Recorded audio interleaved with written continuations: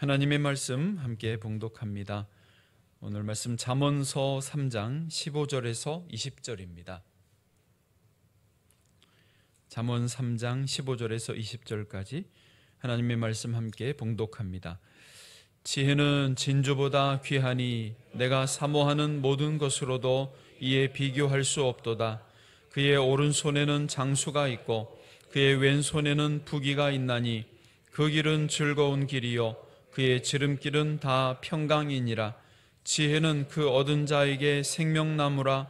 지혜를 가진 자는 복되도다. 여호와께서는 지혜로 땅에 터를 놓으셨으며 명철로 하늘을 견고히 세우셨고 그의 지식으로 깊은 바다를 갈라지게 하셨으며 공중에서 이슬이 내리게 하셨느니라. 아멘. 하나님의 말씀입니다. 오늘 지혜가 주는 선물 제목으로 말씀 나눌 때 주께서 목소리에 상관없이 은혜 주시기를 원합니다.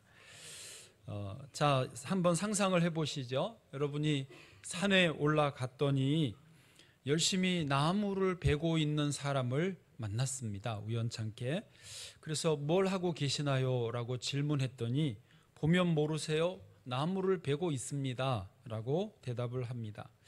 아, 그러시군요. 매우 지쳐 보이시는데 얼마나 오랫동안 나무를 뱄나요? 라고 물으니까 내가 지금 5시간 이상 이 일을 하고 있어. 난 지금 무척 피곤하고 지쳤어요. 라고 대답을 합니다.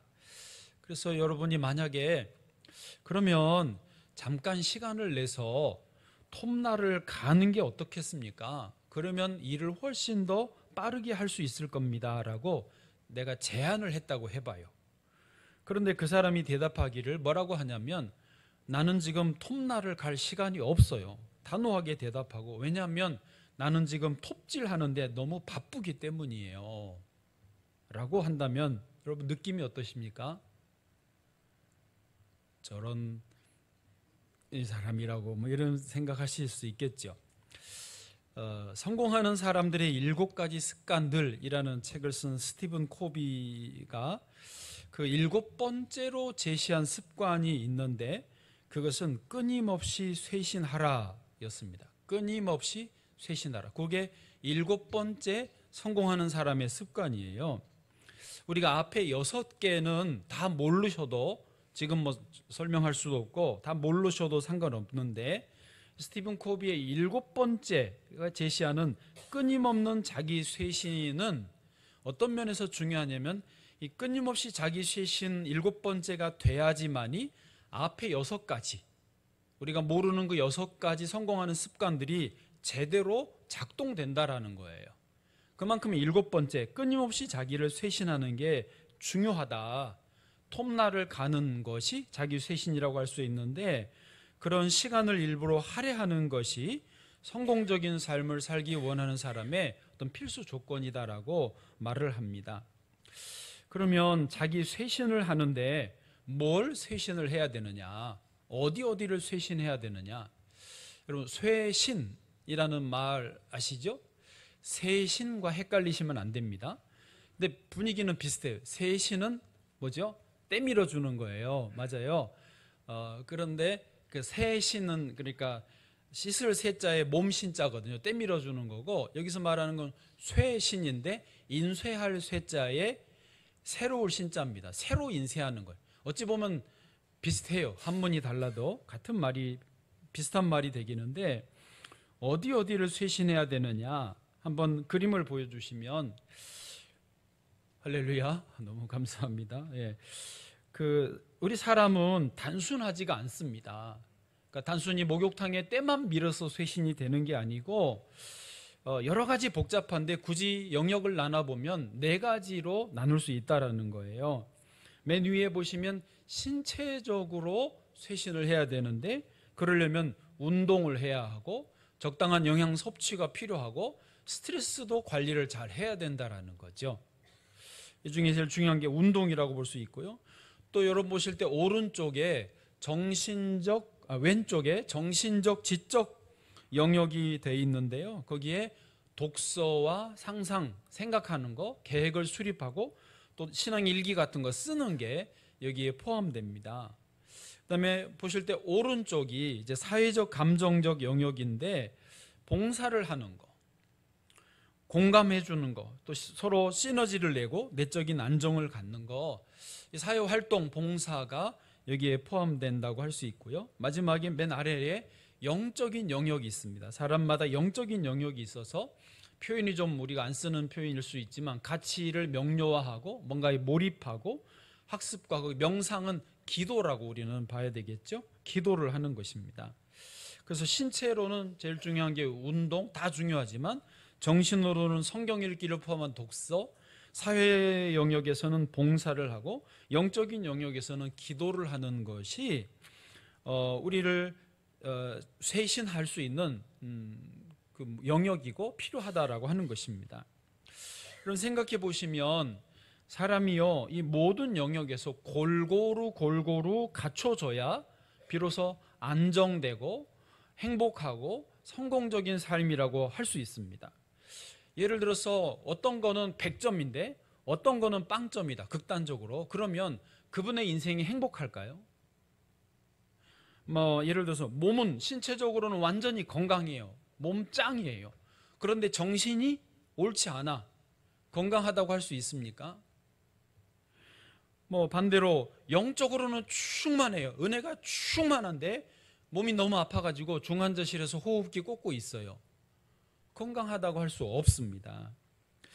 그래서 우리 인생이 건강한 삶, 성공적인 삶을 살기 위해서는 이 네 가지 영역을 나누었지만 골고루 갖출 필요가 있어요. 차라리 이 네 가지 영역 전체가 30점, 전체가 똑같이 30, 30, 30이다 그러면 30만큼은 평안한 거죠. 전체가 70이다 그러면 70만큼 평안한 거예요. 근데 만약에 어떤 건 100점이고 세 개가 100점이고 하나만 빵점이다 그러면 그 빵점으로 다 새 나가버려서 인생은 빵점으로 행복도, 만족도가 남을 수밖에 없는 거죠. 이 말씀 이해되셨습니까? 그래서 오늘 말씀 제목은요, 지혜가 주는 선물인데요, 하나님은 우리에게 지혜를 주기를 원하십니다. 성경 말씀을 읽어보면, 특별히 이제 잠언서, 오늘 본문인 잠언을 읽어보면 그 느낌을 느끼실 수 있어요. 하나님은 어떻게 해서든지 우리에게 지혜를 알려주기를 원하세요. 어떻게 해서든지 지혜를 가져라, 지혜가 있어야 된다라고 어떻게든지 알려주기를 원하시는 하나님을 만날 수 있습니다. 마치 아이가, 할머니들도 좀 그러시나요? 아이 볼 때, 손주 볼 때 밥 안 먹으려고 그러면 어떻게든지 애를 얼러서 밥을 먹이려고 하지요. 너 이건 먹어야 건강하다, 이건 먹어야 감기 안 걸린다, 이건 먹어야 키가 큰다, 뼈가 튼튼하다, 공부 잘할 수 있다, 어떻게든지 먹여주려고 안 하세요? 그것처럼 하나님도 지혜를 알려주려고, 너 어떻게든지 지혜가 있어야 건강한 삶을 살 수 있다, 지혜가 있어야 행복할 수 있다라고, 그런 마음으로 하나님이 지혜를 알려주기를 원하시는 마음을 볼 수 있습니다. 잠언 1장 7절을 보시면 이렇게 되어 있습니다. 여호와를 경외하는 것이 지식의 근본이거늘 미련한 자는 지혜와 훈계를 멸시하느니라. 미련하면 지혜와 훈계를 멸시해. 그러나 여호와의 경외하는 게 지혜의 근본이야. 계속 알려주시는 거예요. 또 잠언 4장 3절도 보시면 나도 내 아버지에게 아들이었으며 내 어머니 보기에 유약한 외아들이었노라. 나도 어릴 때는 몰랐어. 내 아버지 말에, 어머니 말에 귀를 안 기울였는데 나도 그랬는데 너는 제발 좀 이거는 알아야 된다. 그렇게 알려주는 거예요. 7절에요. 7절 같이요. 시작. 지혜가 제일이니 지혜를 얻으라. 내가 얻은 모든 것을 가지고 명철을 얻을지니라. 아멘. 여러분, 무엇보다 하나님 우리에게 주시는 지혜는요, 우리 인생을 한쪽으로 치우치지 않게 하고 모든 면에서 골고루 갖추게 하셔서 복을 주시려고 하는 겁니다. 행복한 삶, 성공적인 삶을 누리게 하시려고 지혜를 알려주기를 원하시는 것입니다. 자, 그렇다면 지혜가 주는 선물은 무엇일까요? 그래서 첫 번째 지혜가 주는 선물이 있는데 그게 뭐냐면 균형과 조화라고 하는 것입니다. 따라해 보세요. 지혜가 주는 선물은 균형과 조화다. 아멘. 예. 지혜는요, 금이나 은이나 진주보다 더 우월하게 좋은 것입니다. 최상급으로 좋은 게 지혜라고 하는 것입니다. 여러분 만약에 한번 생각해 보십시오. 저 봐보세요. 여기에 금덩이가 있습니다. 그리고 여기가 지혜가 있습니다. 뭐를 선택하시겠습니까? 말 좀 해봐요. 고민이 깊으시네요. 네. 일부 때는 대부분 지혜를 택하던데 한 분만 금덩이 택하고 여기는 말을 안 하시네. 네, 지혜를 선택하는 게 맞지요. 왜? 금이나 은이나 진주는 눈에 당장 보이지만 지혜가 있으면 금이나 은이나 진주를 얼마든지 가질 수 있기 때문입니다.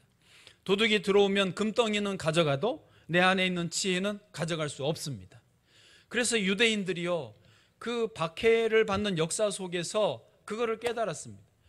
열심히 장사해서 돈을 벌어놨더니 재산을 다 뺏어가 버리는 거예요. 금덩이, 돈, 집, 땅 다 뺏어가 버리는 거예요.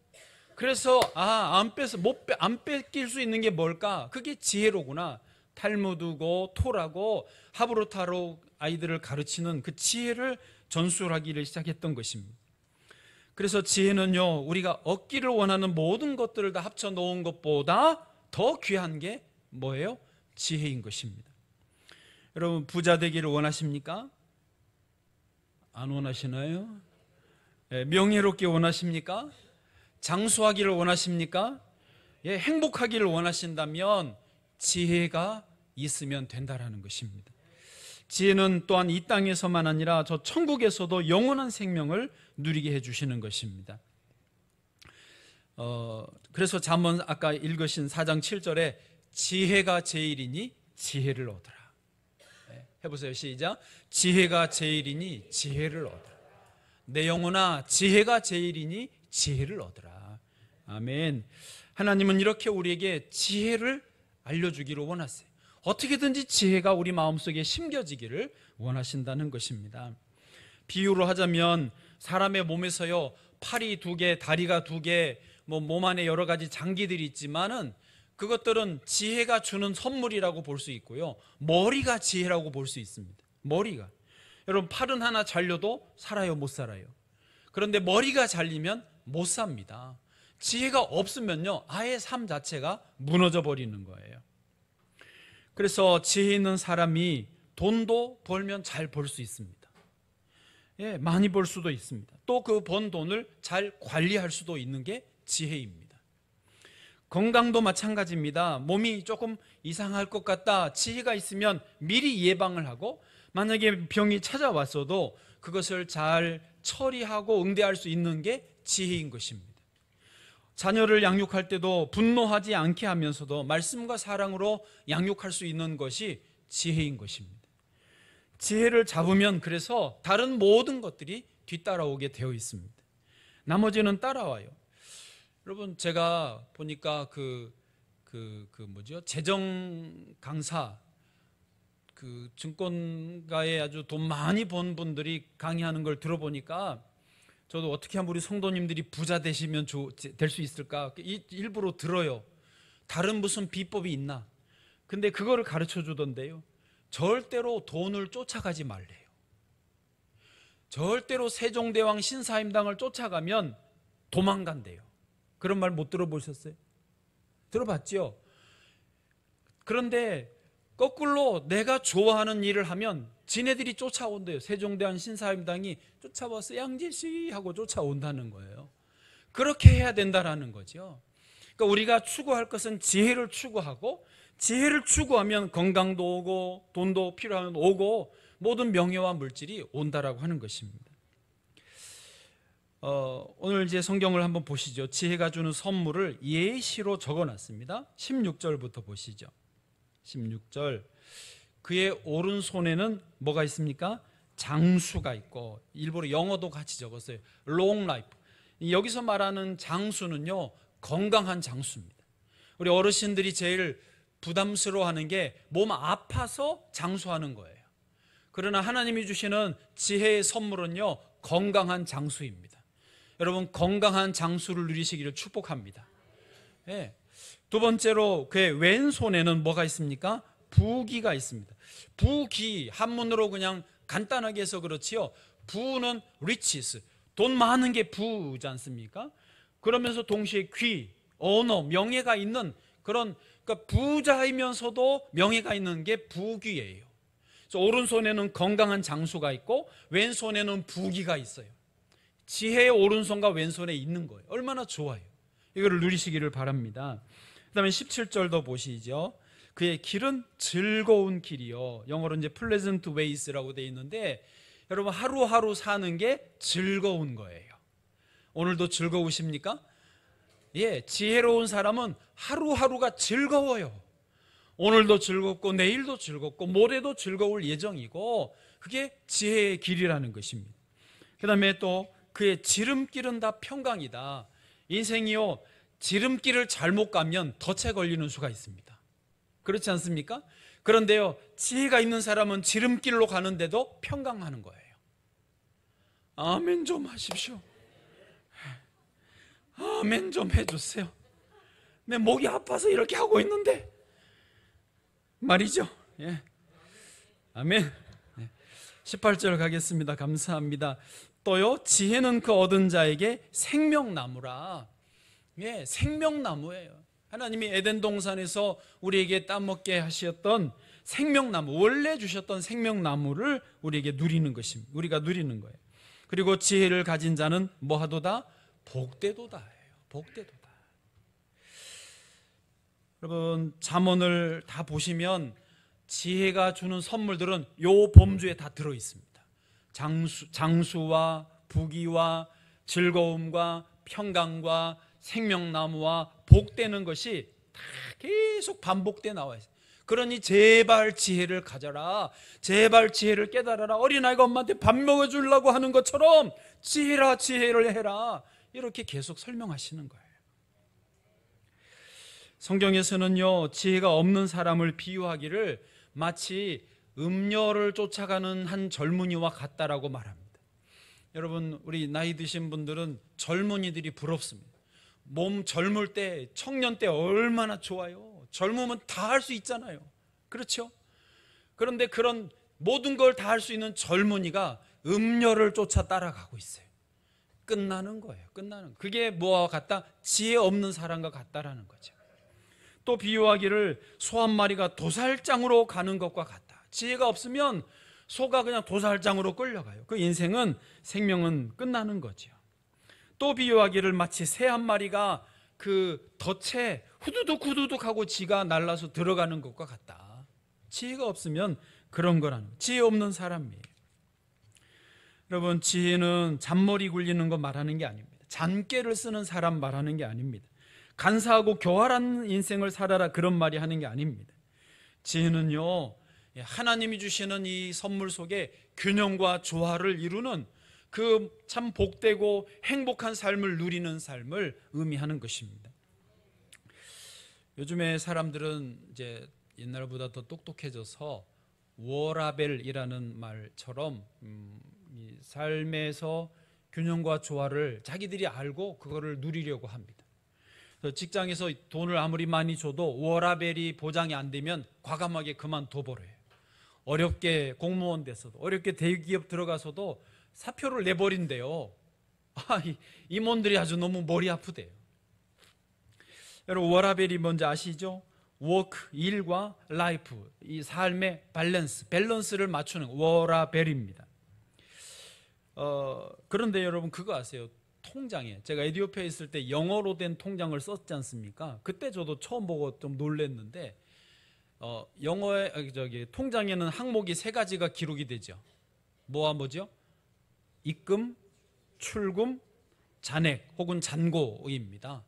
입금, 출금은 뭐 지금 말 안 해도 되겠는데, 잔고, 잔액을 영어로 뭐라 그러냐면요, 밸런스예요. 저도 보고 깜짝 놀랐어요. 밸런스가 잔고예요. 네. 또 remaining amount이긴 한데 밸런스라고 돼 있더라고요. 그러니까 돈이 통장으로 들어오는 것과 또 나가서 쓰는 것을 잘 밸런스를 맞추는 것, 그게 잔고예요. 잔고. 삶에서 재정적으로 그 밸런스를 맞춰야 된다라는 거죠. 어떤 분은 막 쌓아놓기만 하고 너무 안 써. 어떤 분은 막 쌓지는 않고 쓰기만 해. 그 밸런스가 다 이러니 저러니 다 깨지는 거예요. 근데 지혜로운 삶은요, 그것이 균형과 조화를 이루는 거예요.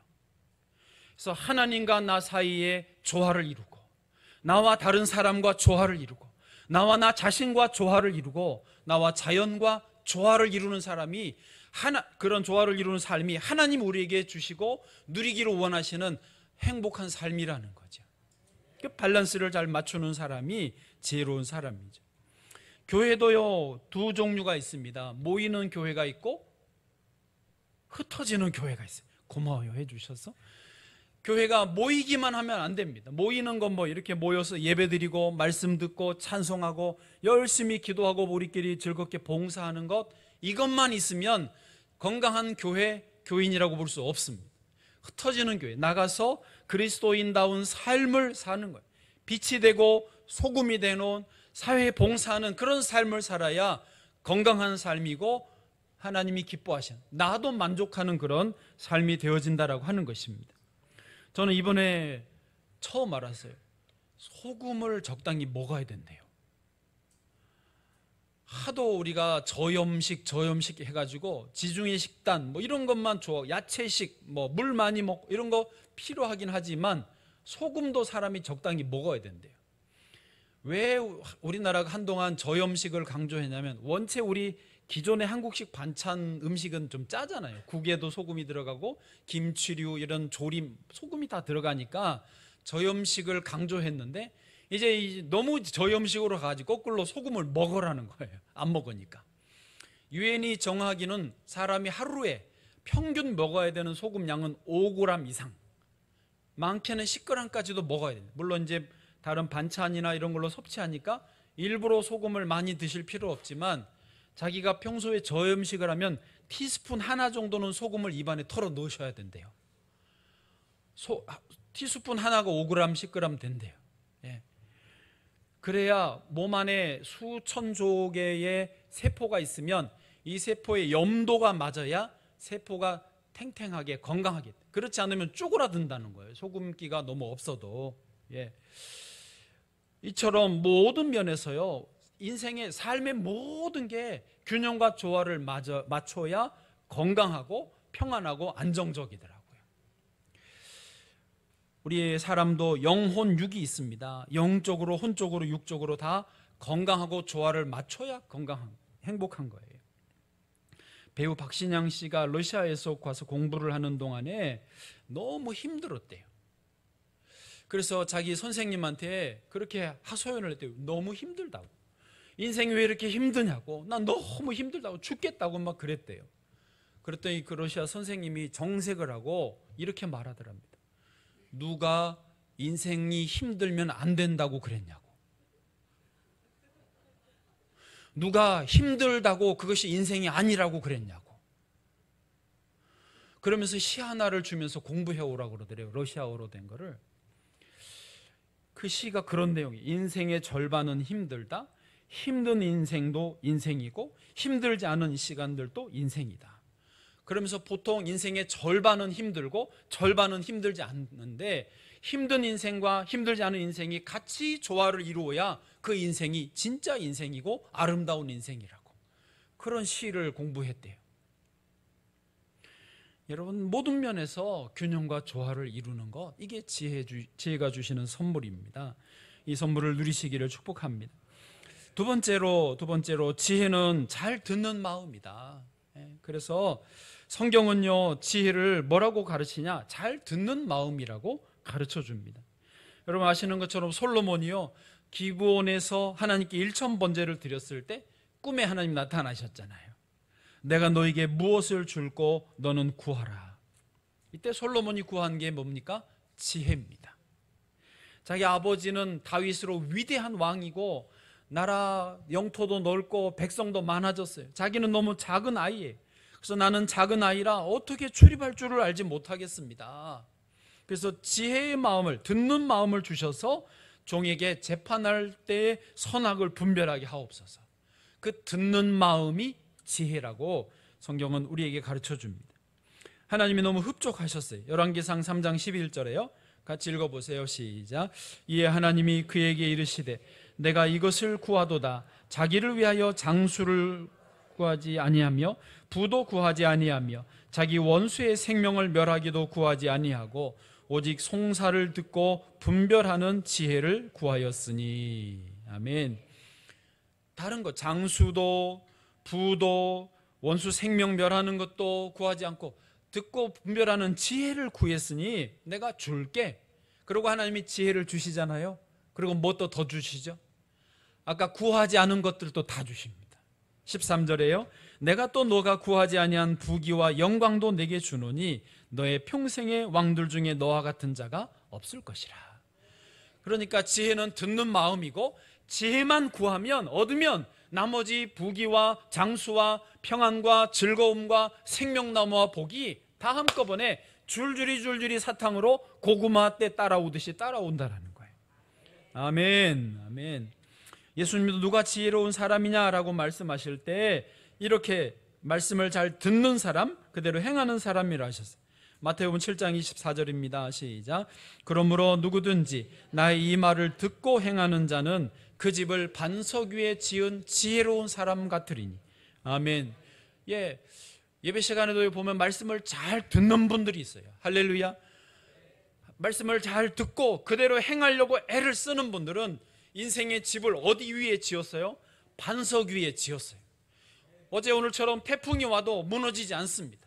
말씀을 잘 듣고 그대로 행하니까 반석 위에 지어진 인생인데, 반대로 안 들으면, 말씀이 내 마음에 안 듣고 그냥 뭐 아는데 아우 귀찮아, 애들 저 밥 안 먹을 거야 그러면 허약해지듯이 인생이 나도 모르게 모래 위에 지어진 성과 같아요.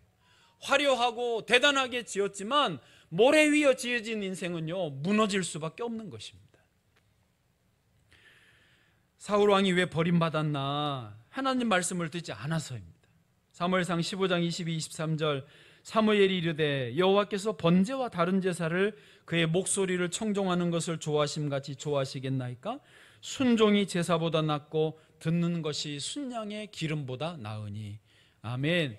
하나님의 말씀에 마음이 열려 있으시기를 축복합니다. 하나님 말씀이 내 손과 발이 순종으로 나아가시기를 축복합니다. 모래 위에 지은 집이 아니라 반석 위에 지은 인생이 되실 줄로 믿습니다. 그러면 세 번째로 지혜의 주인은 누구이신가? 여호와 하나님이십니다. 하나님이 지혜의 주인이시고 지혜의 근본이시고 하나님이 지혜의 덩어리이십니다. 오늘 본문의 19절 20절에 보면 하나님이 지혜로 모든 것을 창조하셨어요. 여호와께서는 지혜로 땅에 터를 놓으셨으며 명철로 하늘을 견고히 세우셨고, 20절 그의 지식으로 깊은 바다를 갈라지게 하셨으며 공중에서 이슬이 내리게 하셨느니라. 아멘. 그래서 하나님을 경외하는 것, 하나님을 바라보는 사람이 그 하나님의 지혜를 받게 되어 있는 것입니다. 하나님은 잠언에서, 오늘 이 시간 말씀에서 그 하나님의 지혜를 여러분에게 지금 주기를 원하시는 거예요. 이거를 받아라, 이거를 깨달아라, 이거를 마음에 새겨라 하시는 것입니다. 잠언 9장 10절 여호와를 경외하는 것이 지혜의 근본이요 거룩하신 자를 아는 것이 명철이니라. 여호와를 경외한다 말은 좀 정확하게 표현하면 공경경자에 두려워할 외자인데요, 존경하는 마음, 공경하는 마음으로 하나님을 우러러보는 것, 이게 경외하는 것입니다. 쉽게 표현해서 지금 저와 여러분처럼 하나님을 예배하는 이 순간이 하나님을 경외하는 거라고 할 수 있습니다. 하나님을 예배할 때에, 하나님을 높이고 내가 그 앞에 엎드릴 때에 하늘의 지혜가 내게 임하는 거예요. 여러분, 지혜가 오는 소리가 들리십니까? 지혜가 오는 모습이 보이십니까? 지혜가 오는 게 손으로 느껴지십니까? 그렇게 느껴지시기를 바랍니다. 예. 저는 엊그제 하남시 쪽에 무슨 그 만남이 있어서 다녀올 일이 있었습니다. 그래서 한 10시 반, 11시쯤에 출발하면 됐는데 아침을 먹고 바로 내비를 검색을 해봤더니 올림픽 대로가 빨간 선이 세 곳이 보이더라고요. 막히는 거예요. 왜 올림픽 대로가 이상하게 막히다? 공사 하나 그냥 스치듯이 생각하고 이제 놔뒀어요. 아, 올림픽 대로 피해야 되지. 그런데 막상 10시 반쯤 출발할 때 무슨 일 처리를 하고 급하게 좀 늦어져가지고 급하게 가가지고 운전대에 앉아서 주여 믿습니다 그러고는 출발을 해버렸어요. 제대로 하나님을 경외하지 않고 형식적으로 주여 믿습니다 그러고 출발하고 가는데 내비가 올림픽 대로로 인도하길래 그냥 가버렸어요. 별일 없겠지 하고. 그런데 여지없이 막히는 거예요. 첫 번째 막힐 때까지만 해도 몰랐어요. 두 번째 막힐 때에 불사 내가 제대로 하나님 앞에 기도를 안 했구나. 형식적으로 믿습니다 하고 출발했지 주여 어느 길로 갈까요? 이 길을 인도해 주옵소서. 겸손하게 하나님을 경외하지 않았더라고요. 그렇게 회개했는데 그 다음에 세 번째 진짜로 또 막혀요. 공사를 하고 계시더라고요. 막히는 구간이 아닌데 막혀가지고 제대로 밀리는 구간에서 회개하고 또 회개했다고 합니다. 여러분, 사람은요 아무 일 없고 평안하면 하나님 경외하기가 어렵습니다. 그래서 하나님이요 사람들로 하나님을 하게 하려고 사람들로 지혜롭게 하려고 일부러 징계와 꾸지람을 주시는 거예요. 오늘 같은 잠언 3장 오늘 15절부터 본문인데 11절에 보시면 이렇게 되어 있습니다. 11절 같이 읽어보세요. 시작. 내 아들아 여호와의 징계를 경히 여기지 말라. 그 꾸지람을 싫어하지 말라. 하나님이 그냥 하시는 말씀이 아니에요. 사람들은 여호와의 징계를 받으면 가볍게 여깁니다. 차 막히는 거 실수지 이렇게 가볍게 여길 수 있고 하나님의 꾸지람을 받으면 싫어해요. 야단 맞으면 누구나 싫어하죠. 다 그렇죠. 누가 기분이 좋겠습니까? 그러나 하나님이 징계를 주시고 꾸지람을 주시는 데는 이유가 있는 거예요. 깨달으라는 거예요. 여호와 하나님을 경외하라는 거예요. 참된 지혜를 가지라는 거예요. 사랑하시기 때문이죠. 그 다음 절이 그걸 표현합니다. 대저 여호와께서 그 사랑하시는 자를 징계하시기를 마치 아비가 그 기뻐하는 아들을 징계함같이 하시느니라. 사랑하고 사랑하니까 기뻐하고 기뻐하니까 내 자식이 내 아들이 내 딸이 이 지혜가 있기를 원해서 때로는 징계를 때로는 꾸지람을 사용하시는 거예요. 때로는 문제가 있고 때로는 아픔이 있고 때로는 어려움이 있는 거예요.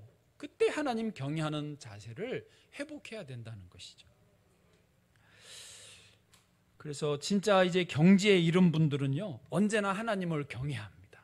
매사에 신앙의 연륜이 정말 쌓인 분들 늘 하나님을 경외합니다. 104세를 사셨던 방지일 목사님, 영동국교회 원로이셨던 방지일 목사님의 말씀이 잊혀지지가 않습니다. 이제 목사님들 사이에서는 예배 때에 순서를 맡길 때에 제일 고참에게 축도를 부탁합니다. 그렇죠? 제일 권위가 있잖아요. 어르신이 딱 나와가지고. 방지일 목사님은 104세까지 사셨으니까 축도 전문이셨습니다. 자기보다 나이 드신 분이 없었으니까 매번 축도예요. 당연히 당축방이라고 그래야 되나? 당연히 축도는 방지일 목사님. 그런데 방지일 목사님이 뭐라고 그러셨냐면 늘 하는 일이지만 축도하려고 두 손을 들 때마다 벌벌 떨린다. 여러분 이게 보통 말이 아닙니다. 늘 하는 거 이제는 이렇게 해도 되지만 그 서시는 자리가 하나님 앞인 거예요. 하나님의 이름으로 사람들을 축복 기도해 주는 이게 얼마나 두렵고 떨리는 일인지 매번 하는 일이지만 축도하려고 두 손을 들 때마다 벌벌 떨린다. 그래서 방지일 목사님이 그까지 존경을 받고 하나님 앞에서 귀하게 쓰임을 받으시는 거죠. 참으로 여호와를 경외할 때 누리는 지혜가 있고 그 지혜로 인하여서 모든 면에서 은혜와 복을 누리셨던 것입니다. 여러분 하나님을 경외하는 사람은 매사에 승리하게 되어 있습니다. 교회를 나오실 때마다 늘 깨끗한 옷을 입고 마음을 새롭게 하고 하나님 앞에 예물을 준비하고 두렵고 떨리는 마음으로 나오는 것, 그런 마음들이 하나님을 기쁘시게 하는 것입니다. 우리가 하나님을 즐거워하고 기뻐하고 늘 어린아이처럼 자녀처럼 즐거워야 맞지만은 그러나 하나님을 경외하는 마음, 합당한 영광을 돌리고자 하는 준비하는 마음을 갖는 것, 그건 더 귀한 마음이고 하나님이 기뻐 받으실 마음인 것입니다. 미국의 아이젠하워 대통령은 그 이름이 본명이 드와이트 D 아이젠하워입니다. 앞에 드와이트가 붙어요. 왜 드와이트가 붙었냐면 그 부모님이 드와이트 무디 목사님께 은혜를 받아가지고 아들 이름에 드와이트를 붙여놨어요. 너는 무디 목사님처럼 훌륭한 믿음의 사람이 되라 라고 붙여준 거예요. 그래서 가난했지만 아이젠하워는 어려서부터 성경을 배우고 교회를 다니고 주일을 빠지지를 않았습니다. 육군사관학교 가서 소위가 돼서 제1차 세계대전에 참전할 때도 전쟁 중에도 주일 예배를 드렸어요. 자기가 이제 탱크 하나 책임지고 있습니다. 탱크 안에서 병사들하고 예배 드리고 동네에 있을 때 동네 애들 불러가지고 탱크 안으로 들어오라 그래요. 그러니까 비스켓 주고 거기서 성경 가르치면서 예배를 드렸습니다. 대단한 분이에요. 근데 이분이 나중에 이제 대통령까지 됐지 않습니까? 그 유명한 이야기가 있습니다. 1959년 9월 27일 주일날이었는데 이제 소련에서 후루시초프가 미국을 방문하러 왔습니다. 자기가 초청해서 왔지요. 그 주일날 아침이니까 교회를 가야 되는 거예요. 아이젠하워가 어떻게 했게요? 후루시초프한테 전화를 했습니다. 나하고 같이 교회 좀 갑시다. 당연히 거절하죠. 이 사회주의자들은 하나님이 없다고 부정하는 분들이니까, 존재를 부정하니까 못 간다. 그래서 그러면은 미안한데 1시간 반만 기다려 주라. 그러고는 뭐 동의도 안 받고 전화 끊고 가서 예배를 드리고 온 거예요. 1시간 반 뒤에 와가지고 후루시초프를 만났어요. 그래서 아이젠하워가 물었습니다. 후루시초프한테 1시간 반 동안 뭐 하셨나요? 후루시초프가 대답합니다. 내가 이렇게 먼 길을 왔는데도 교회를 가야 한다고 가버린 당신의 그 신앙, 당신이 섬기는 그분이 도대체 어떤 분인가 좀 고민 좀 해봤다고. 여러분, 이런 정도는요 진짜 하나님을 경외하는 그 영적인 경지를 모르는 사람은 이해를 못합니다. 그러나 모든 나라와 민족과 세계 역사, 보이는 것 보이지 않는 모든 것을 주관하는 분이 하나님이신 것을 분명히 알고 믿는 사람은 그 뭐 후루시초프 수상 좀 1시간 반 기다리게 하는 거 괜찮다는 거예요.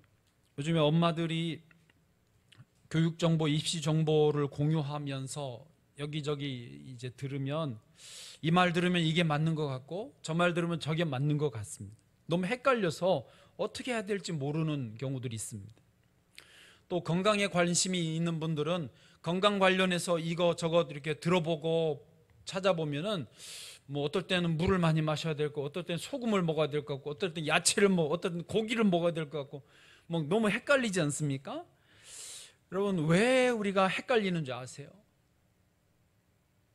여러분 안 헷갈리시나요? 여보세요? 네. 이제 목소리도 안 통합니까? 헷갈리는 이유는요, 기준이 없기 때문입니다. 자녀를 어떻게 길러야 되는가, 돈을 어떻게 벌고 어떻게 관리해야 되는가, 건강은 어떻게 해야 건강한가, 진짜 건강인가, 이거를 내 욕심으로 이거 저거 자료를 보면 너무 헷갈리고 머리가 터져버립니다. 그것 때문에 머리가 쉬겠어요. 그런데요, 기준이 분명하면 거기서 취사 선택을 할 수 있습니다. 아, 이거는 아니야, 이거는 욕심이야, 이거는 세상 방법이야, 이거는 부작용이 많아. 그 기준이 있어야 되죠. 기준이 뭐죠? 하나님을 경외하는 거예요. 하나님이 천지 만물을 창조하셨고 하나님의 창조의 질서 안에서 나를 피조물로 만들어 주셨는데 아이를 어떻게 기르는 게 하나님 보실 때 맞나? 내 건강관리를 어떻게 하는 게 하나님 보실 때 맞나? 내 물질을, 시간을 어떻게 벌고 어떻게 쓰는 것이 하나님 보실 때 맞나? 기준을 분명히 하면 헷갈릴 일이 없습니다. 여러분, 여호와를 경외하는 것이 지혜의 근본인 줄로 믿습니다.